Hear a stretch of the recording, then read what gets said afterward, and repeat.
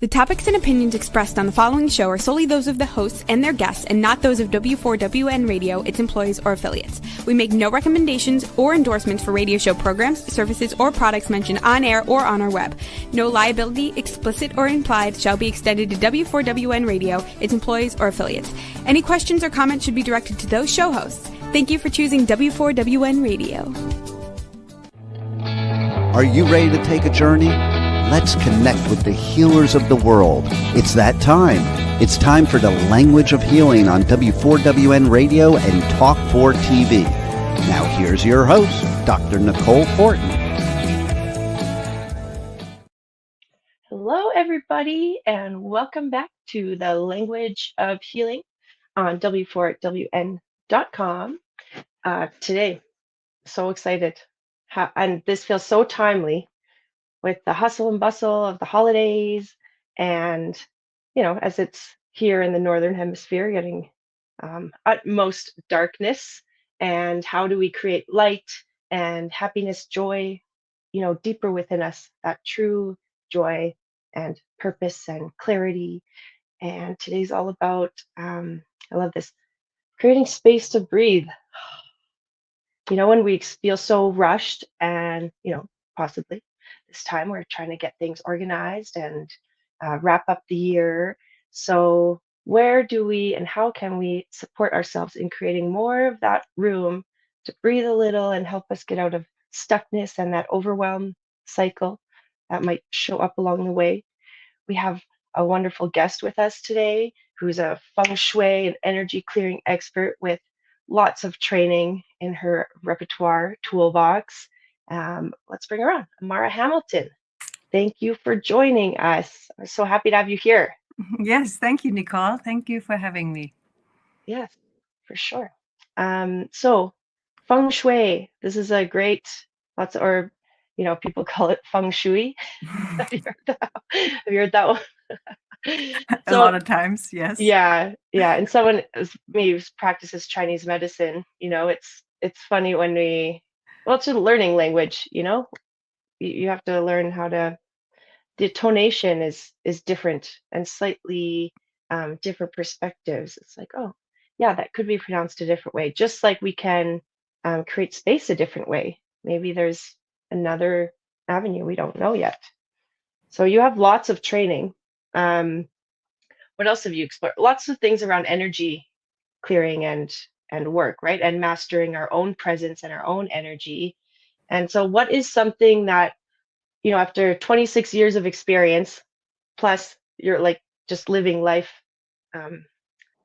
individually, what is something that still surprises you today? What still surprises me is how much we are affected by our environment, our level of, how much we can relax and how productive we can be, and how that energy can shift in a very short time when you put your attention and have awareness around what is going on.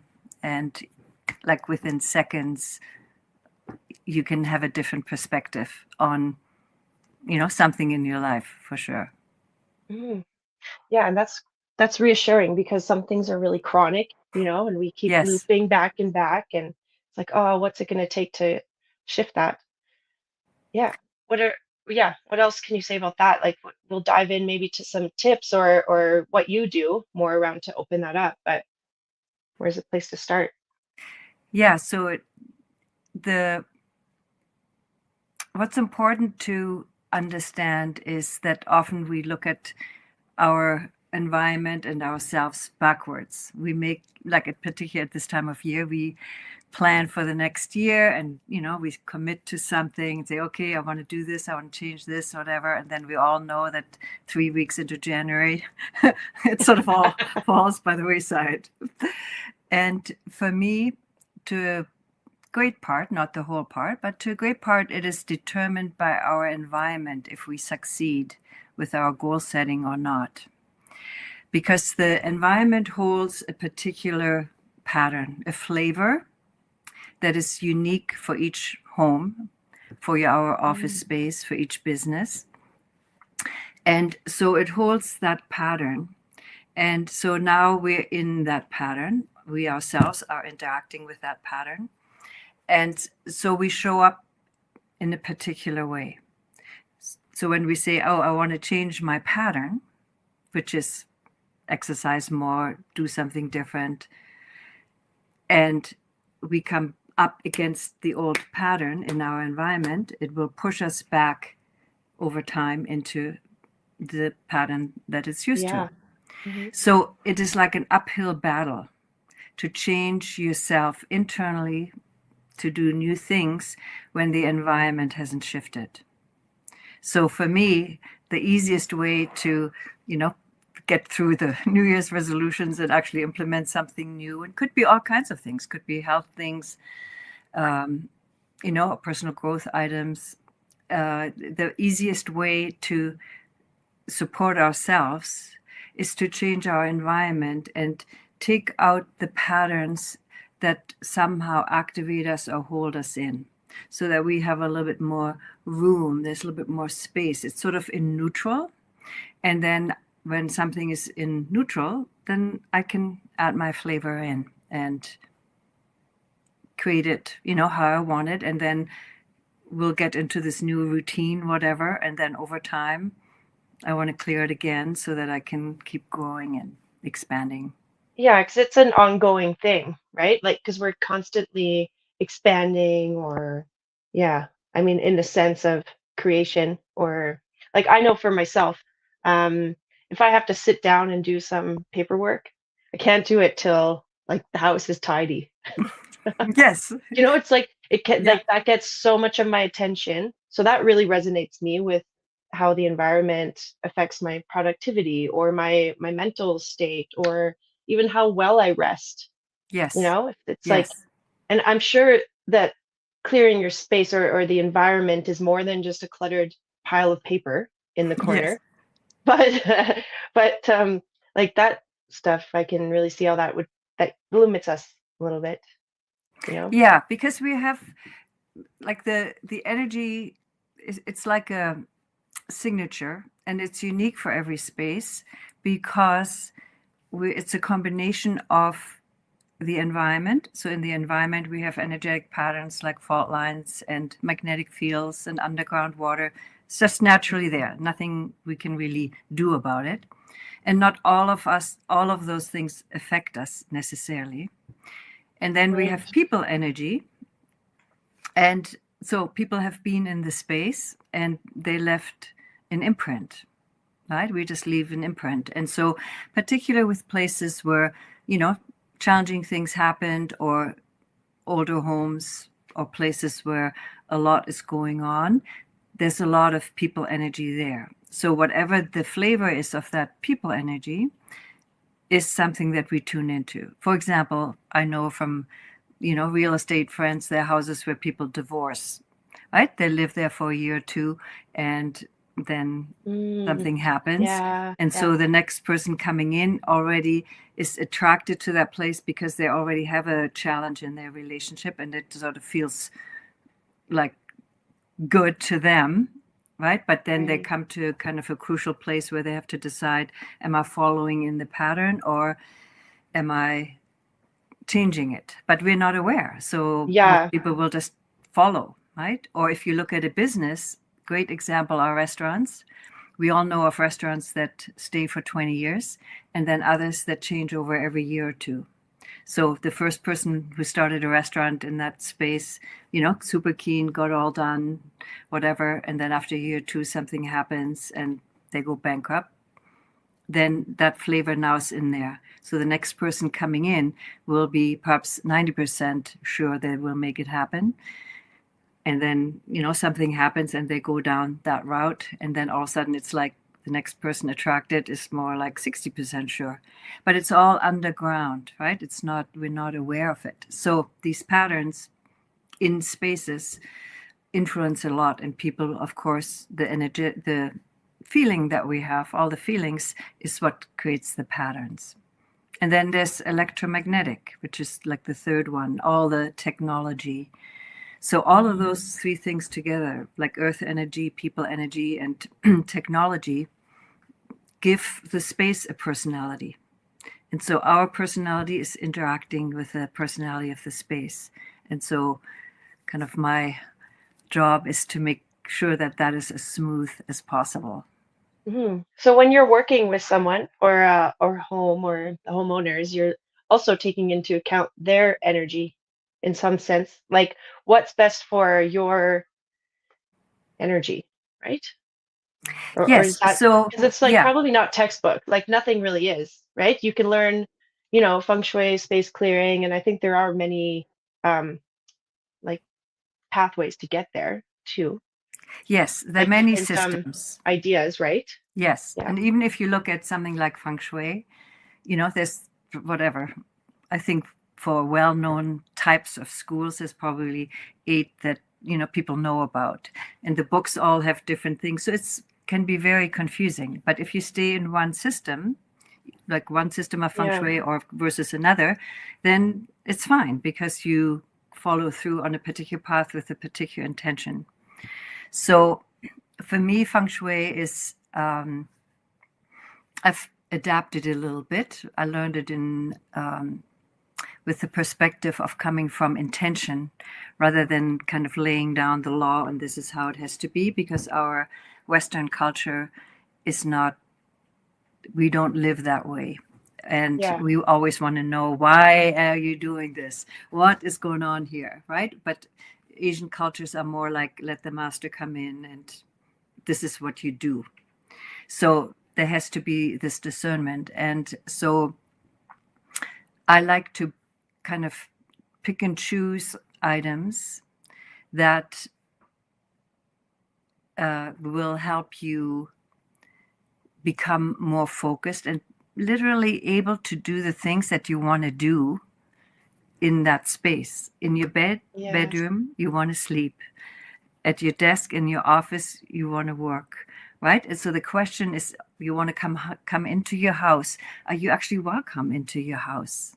Right? A lot of people, like a door is like a gateway, right? We kind of anticipate what's happening when we go through the door. And so there's energetic layers that happen usually at the entrance, and you step into the door, and does the space say, hey, come on in, this is your home, it's awesome. And so often I find people stand by the door, and if I tell them to, go inside and imagine if they're welcome or not, half the time they feel, I don't know, I don't really feel like I want to come in. And that is crazy. It's your home. Yeah. Right? So we don't even, like, how many of us even consider that? Exactly, right? It's like one of those things. And it's the same, like, how do you feel when you're in your bed? How do you feel when you're at your desk? Do you get stuff done, or are you all over? And half the time, it's not because of how we are in our personality. Yes, there's contributions there for sure. But often it is because we're not sitting in the right place, not in the right location, in the whole home.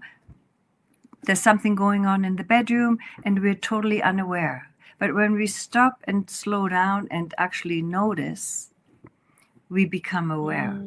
So we can use ourselves sort of as an antenna and go to different places and say, okay, how am I feeling here?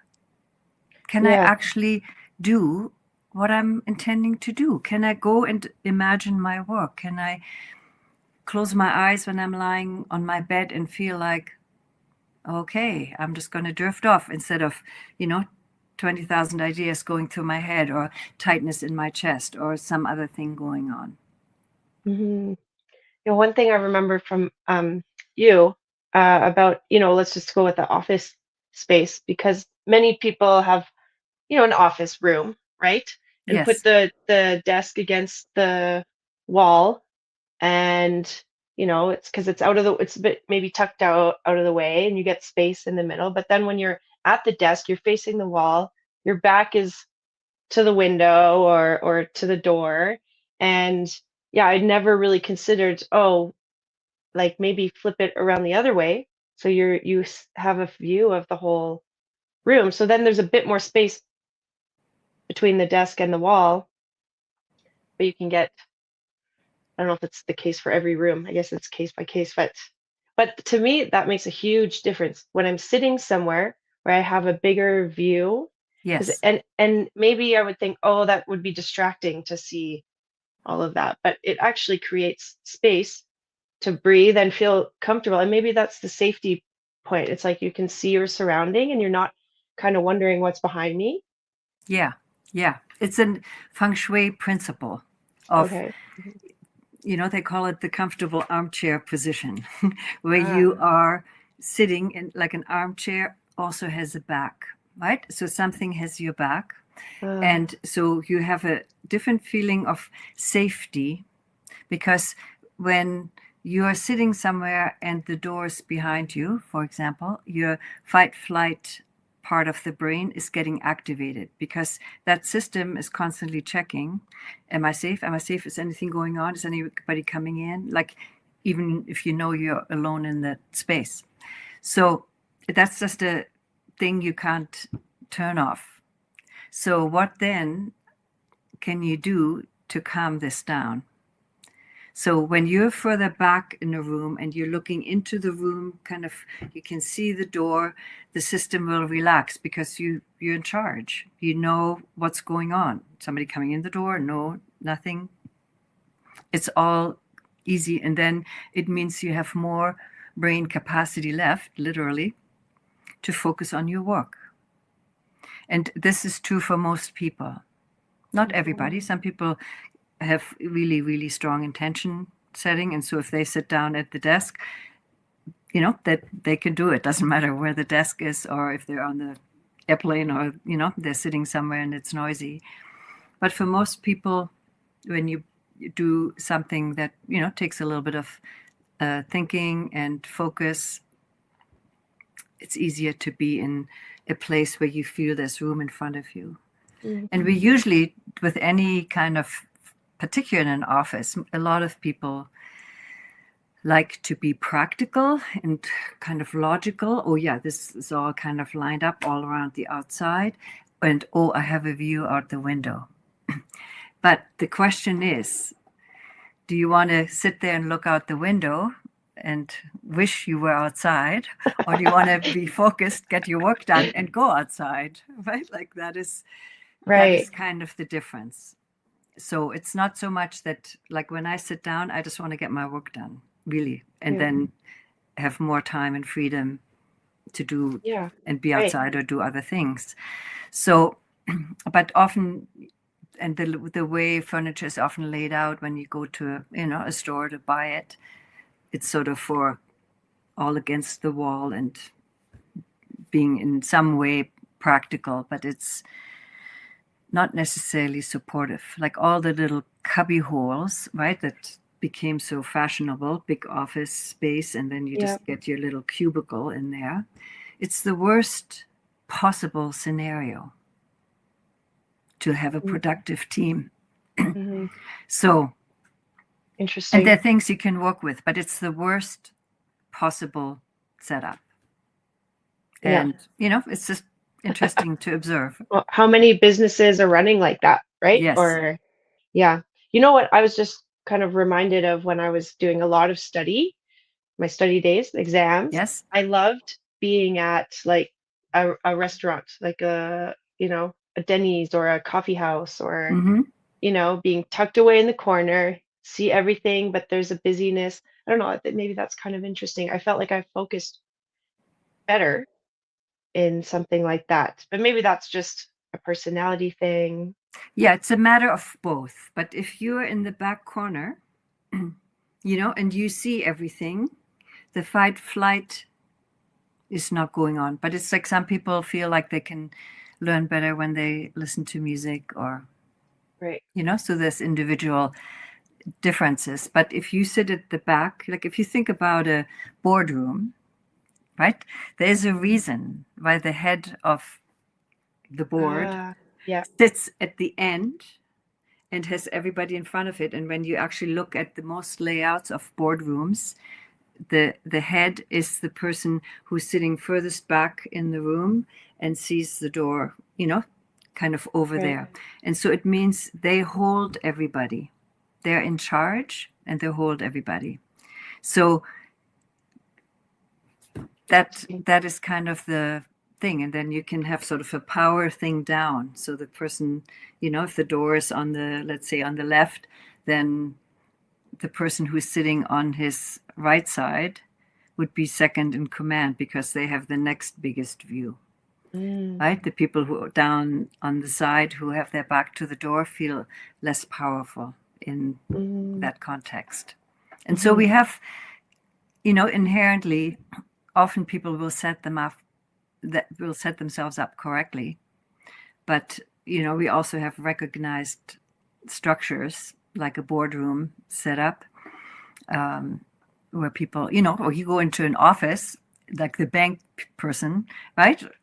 Or somebody who has they sit, look at the door, there's a desk there and you sit in front of the desk, right? So you immediately feel a little smaller because they hold the whole space for that whole room. And so then they direct the conversation and everything, right? It's very different if you would sit just across from each other. Yeah. I mean, I guess there's the idea of like the round table too. Mm-hmm. Maybe these are different for different purposes, possibly. I notice this about studying Asian or Eastern medicine and just the cultures there that is inherently in in the way of life, this hierarchy. There's the emperor, and then there's the emperor's guard, and then there's the general and the ministers. They kind of they're not important, but they hold less power, and that's like a big structure. I'm curious to know what your definition of feng shui is. Do you know, like, what is the I don't know, the key principle around that? So for me, the key principle is kind of a gentle redirection of energy into creating flow without pushing, right? It's all about kind of a natural nature based flow, because feng shui originated in observing nature. They were observing people who lived on the north side of like in China in particular. Other countries also created feng shui, but in China you have rivers that go east-west and you have rivers that go south-north, the big ones. And so they were just studying, observing how people's lives were when they lived on the north side or the south side, on the east side and the west side. And so they derived a lot of different observations from that. And so some feng shui is based on directions, but other one, there's different kinds of feng shui. But the idea is really to be in harmony with nature and create a flow. So if I say, I'm sitting in my comfortable armchair and I want to have this view, it came because people who had a mountain or, a high hill behind them and their house was in front of them and they were facing out and they had the support of the mountain behind them, were doing better than people facing the opposite. Right. And so they were just observing and noticing if there were literally trends and then translated that into recommendations. And so the idea is to, how do I get unstuck? How do I put myself back in the flow? Because if I think about myself as a river, right, and I'm flowing through my life, then it's much easier when I keep flowing than when I get caught in an eddy, which is meaning stuck, right? Or I jump out of the river and I'm sitting on the sidelines and just not going anywhere, right? Or I'm with my back and I'm looking back and I'm drifting down and all of a sudden there's an obstacle there that I didn't see, right? Or there's tributaries coming into any stream or river and they bring new information, whatever. Am I willing to see that? And, what can I take from that? What who do I travel with down? When do I let go? So the river holds a lot of meaning, really. And so this idea of how can I move myself back into flow, even though perhaps I feel some kind of contraction in my life, right, in my own inner life. But how can I move myself back into this feeling of flow? Because life is easier. We all know the stop and go, how hard it is to get going when we've stopped, right? It's a principle of physics, right? We need more energy to get something moving. But when something moves, like a train, right, it needs very little energy to go actually across the tracks. But to get it going takes a lot. And so it takes our life force. And so we want to basically keep as much life force as we can, right? Totally. Yeah. And make it easier for us. Yeah, that makes sense then. Why clearing your space, like the clutter around, or like just putting the dishes away, or, tidying up, whatever. Then when you sit down to do the work, it takes less energy or less effort. Yes, if you're sitting in the right place and you don't have to work against something, like, for example, your busy brain, or, their energetic patterns that are stress patterns.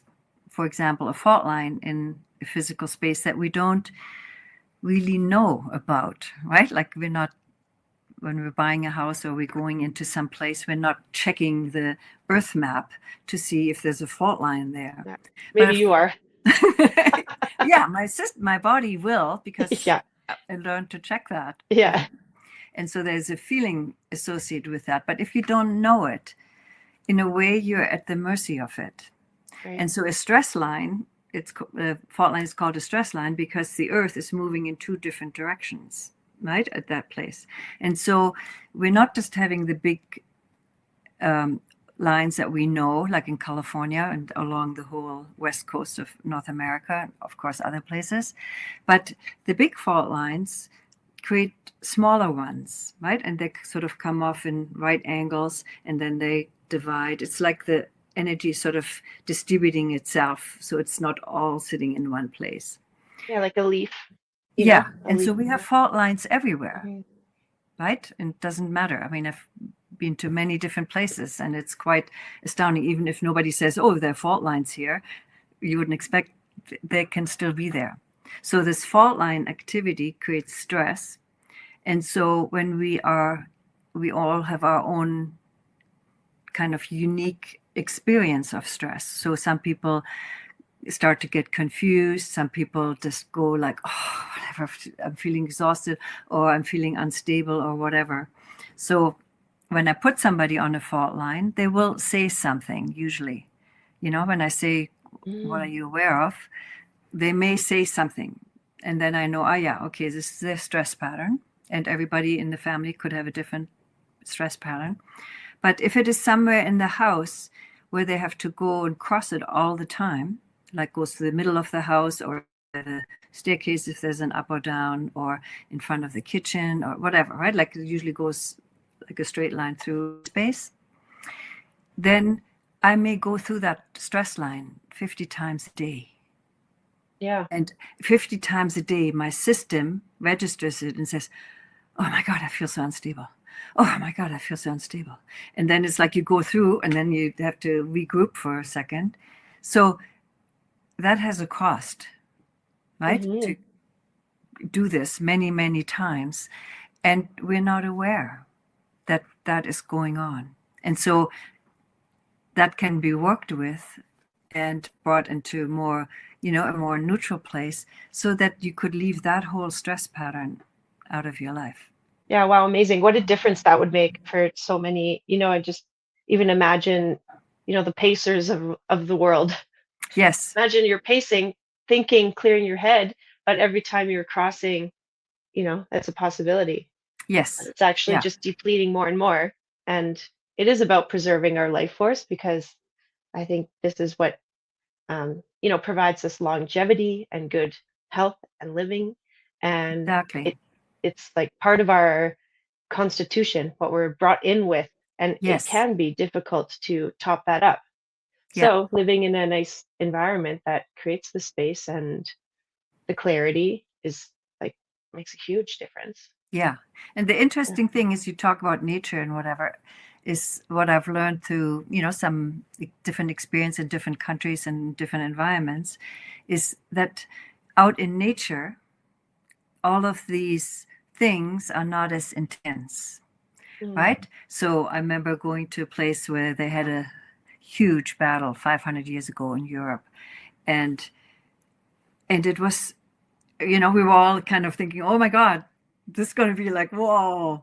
And it was really quiet and we could get the flavor of everything, whatever. And then we went into the church of that local area and you can sort of energetically put yourself into that time. And it was so intense. It was like, I need to get out of here type of thing, because it was a physical space, or the town that was next to this battlefield, right? Like the intensity there, because it's a confined space, people then react all together and it just makes it worse. But when you go out in nature, there may have been all these imprints, but it gets sort of modified and softened. And so you don't have this kind of, push or this experience of whatever is going on that you could have in a house, right? Because the layering is very different. Yeah. So what does nature do kind of better than humans that want to construct walls? No stories. Yeah, that's No yes. stories, right? Yeah, because when those can be quite limiting. Yeah, it's the stories that hold most of us back, right? Where we feel something, right? And if I don't know what is going on, so let's say I have this feeling when I go into my home that it's not really welcoming me, right? So, but I push through because it's my home and I live there and okay, I'm going to make dinner and whatever's going on. But every time I go, it's this feeling. So I may feel a little separate or a little lonely or a little like I don't belong or that. And then my head starts coming, says, oh, you're feeling like you're not belonging. Oh, you're lonely. Oh, yeah, look at that. Look, really, nobody's reaching out to you. Or you only have 2 friends. Or, right? Like the mind then is starting, oh, and you've always only had 2 friends. Or, they've always, like you thought you belong and then people did something and you don't. Like the mind will just go on. You have one story, it'll pull another story, which is, of course, very different in nature. And I think that's why we're relaxing in nature and it's healing to us and it's invigorating us because there's less story. We're not constantly reminded of something that didn't go well, right? Because the focus is on something different and we're not stepping into highly charged, potent, energetic fields where a lot of emotion has been created.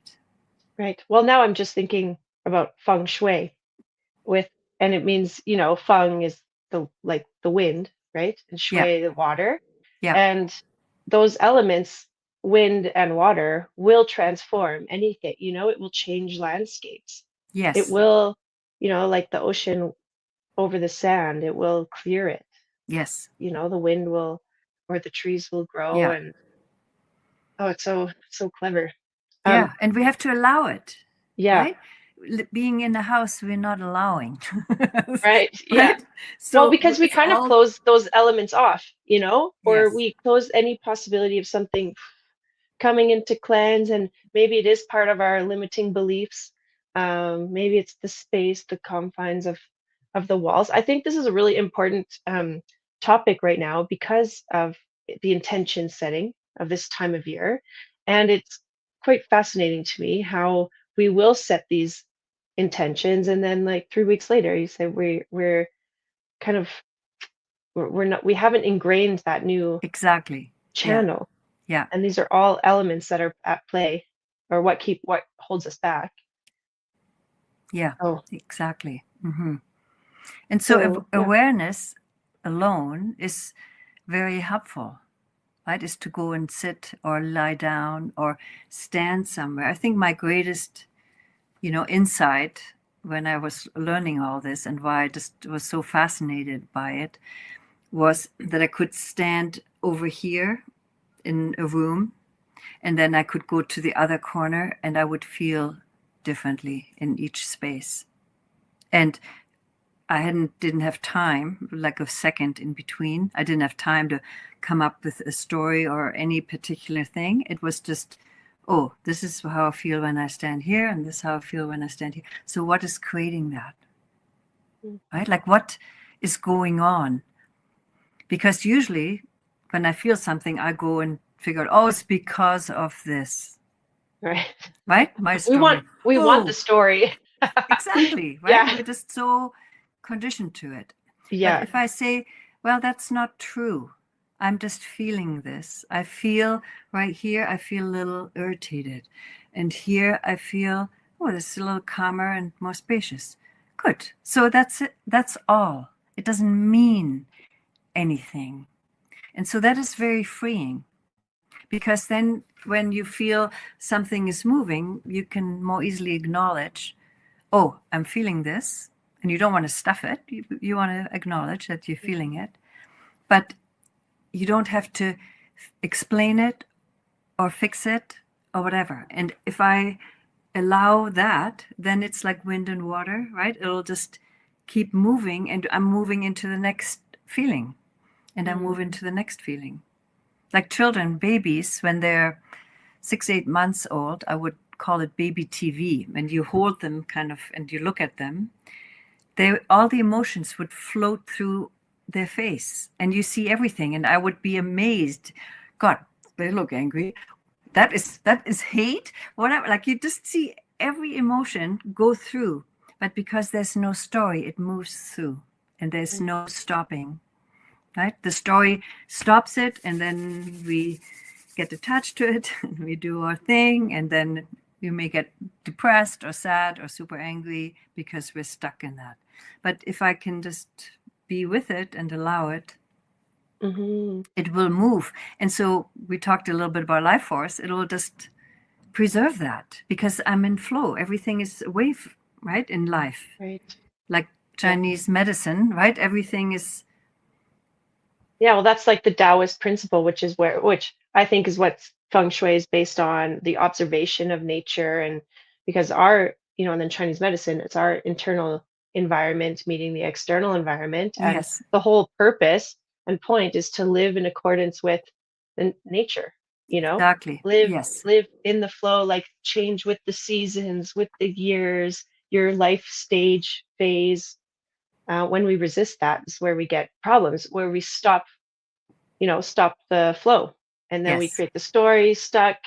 Now we're not, continuing on the cycle.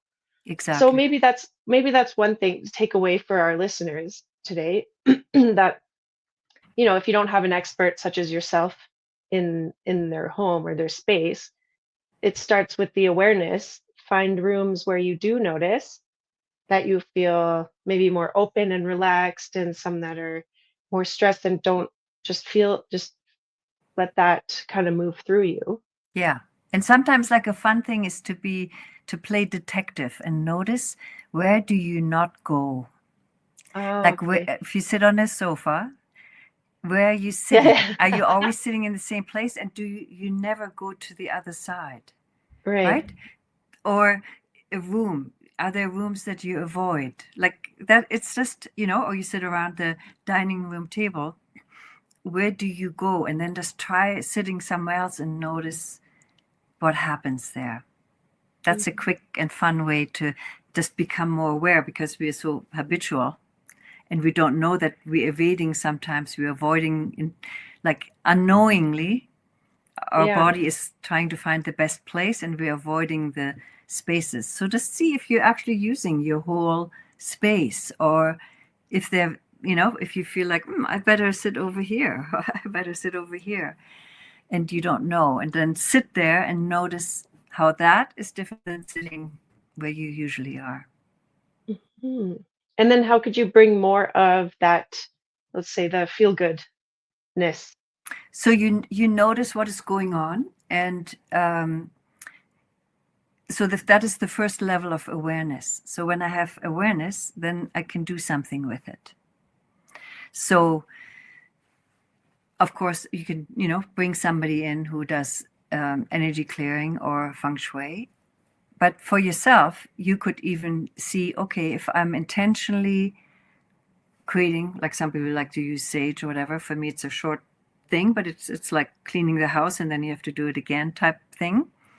But you could try that out and see, does it feel different? Because when you use the intention, right, we can make all things happen. In feng shui, often, because it's, very Chinese culture based, some people will use all kinds of Chinese type artwork or whatever to do the feng shui, but it doesn't really matter.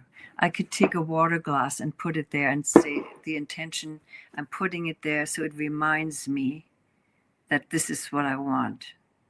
Right? I can have a full glass of water and do a money thing with it and say, my bank account is just this full all the time, whatever. Right? But it's the intention more so than if I put something somewhere, it's the intention behind it. So you could just notice how you feel and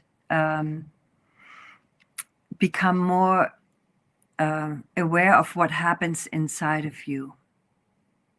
So what stories get activated, right? And so you just become more open. Instead of having a smaller point of view, perhaps you can see something from a wider perspective. Right. And that starts to move. Yeah. And that starts to move the energy. Oh, yeah. It doesn't feel so good. Okay. Now at least I know. Yeah. Or it reminds me of this thing. I start to think about this thing. So of course I don't want to sit there. Right. Right. And so then you can work on it from two sides, so to speak, on yourself and on the space to start shifting. Yeah. One of my great mentors, Kate Michaels, she would always say, had this principle of like awareness with acceptance creates the awakening.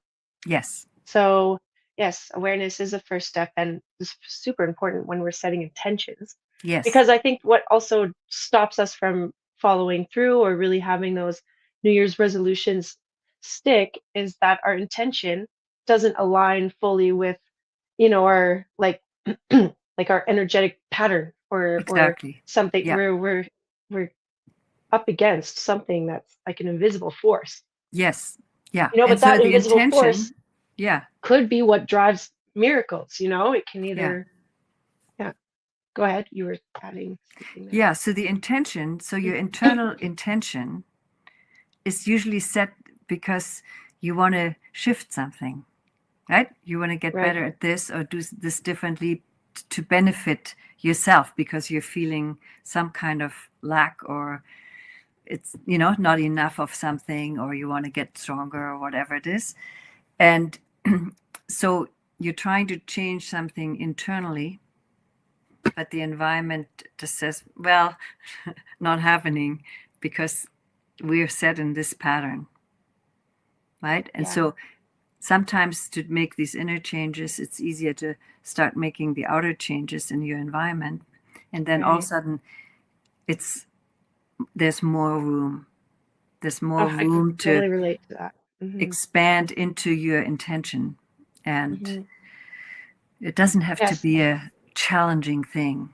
Yeah. I like that practice of just going around the rooms and like a detective, curious with a curious mind. Exactly. With no attached, story or decisions on how it is, just feeling that and how much space, even if you did nothing other than observe. Exactly. That's the only, and then how much space that could really create. It's like, business is slow. Let me just touch all the files that of everyone I've ever worked with, right? Or, it's sometimes even that awakens, like, yes, because you're all of a sudden aware and you're present. And so you may look at the files and touch the files and all of a sudden you think, oh, so-and-so, right? Let me talk to that person. Yeah. I mean, you only get that input when there is space. When the story takes up your head, there's no intuition, right? There's no room for a new perspective or a little download or whatever. The miracles for me are created when I'm in flow and Yeah, I have no absolutely. expectation of anything. But I also know that my intention, right? I'm looking here, the intention setting actually starts to shift my focus, because now I see more in that arena, whatever my intention was. And if my mind is busy, I will not see what's coming in terms of info, right? But if Right. if there's space, and I'm saying, let's say I want to find the perfect exercise program for me for the next 5 months, good. But it could be floating right by, literally, on my scrolling or my whatever, but I'm not seeing it. But the intention is setting a focus for my awareness, right? And then if I have this focus, that's my new lens that I'm going to look through, and I will notice more in that arena, more Yeah. information. Like a new car that you get, and then suddenly you see that everywhere. Yes. Like, oh, I never Yeah. saw those on the road before. Yeah. Now. Or you just or somebody talks about something, right, at work, or one of your friends mentions something, whatever, yeah. and it comes totally. It's like, why would you talk about that? And all of a sudden it's the thing. That's how I got into Feng Shui. So Really, yeah. somebody in my environment talked about it, and I didn't know what it was, and then I said, oh, I should know what that is, and then all Yeah. these things happened of how I could actually learn it. So, And this was also after you had that curiosity around, oh, like feeling different energy, like feeling different in different spaces. You're like, oh, what's behind this? no, I actually, somebody talked about it and I didn't know it, and then I took a course, and then I learned space clearing, like a little bit of whatever different things, and it was like, okay, this is really changing my whole way of how I'm looking at life. Yeah. Yeah. Right? It gets you out of this victim mode, right? That actually it could be true that there's something going on. I mean, we all know, we go into, particularly when we're house hunting, apartment hunting, whatever, and we go into all these spaces, and some you can go through the front door and you go like, oh God, I don't have to go in there. I don't want to be here, right? And other places like, oh, this is amazing. We have a resonance, and thank God we all have a different one, so that all the different places yeah, exactly, get looked after, right? But yeah, but this kind of trusting and going into spaces with intention, and even if you're out in nature, right? What feels good? What happens when you stand beside the river or a pond, or beside the ocean? What happens when you are with a little tree or a big tree? Like, just to notice, right? Or you stand somewhere still and you look around, and what am I drawn to look at? This, maybe to it's take just a more moment. Yeah. more observation. We need that more observation, like open receptivity of the moment. How often are we just living in that story? Yeah. Or the reprogrammed. Okay, Mara, share with us how people can find you, and because you can work remotely. Yes. Yeah. Yeah, We like can in do many. it any which way. I can work Yeah. remotely with the floor plan, and like a Zoom conversation, and we can of course work in person, and it doesn't matter if it's an office space, a business, a home, any kind of home. And so you can reach me at amara.ca, and there's a connect form there that you can fill out and let me know. Yeah, and this is it's good a super fun adventure, really, to just. Oh yeah. I find it very empowering for people, and it's fun, and there are a lot of insights just for life in general that you can receive, of how you're living your life, and how you can, in a way, the most easiest way, without needing to analyze a lot of things or go through deep personal work, you can take a good step into a direction that you want to. Absolutely. Yes, and your energy and your expertise are so valuable, and I strongly urge anyone interested who resonates with this to reach out to you to have that awareness or that space created for themselves, because you'll always discover so much more, and it is fun along the way indeed. Yeah. Ah, Thank you, unfortunately, our Nicole. time is up. I know. Thank you so much. It was so much fun, and yeah, I look forward to breathing in beautiful spaces through the ages, strong Yes. vitalities. Yeah. Yeah. Keep everything spacious and in flow. Yeah. Yeah. Thank you so much, Nicole. Yeah, Really thank enjoyed you, Amara. being with We'll you. talk soon. Yes. And tune in next week on the language of healing for more inspiration. And we'll see you then. Thanks. Wow, what a show today. And the journey does not stop here. Come travel the world with Nicole every Tuesday at 2 p.m. Eastern Time as together we become more fluent in the language of healing on W4WN Radio and Talk4 TV. See you next week.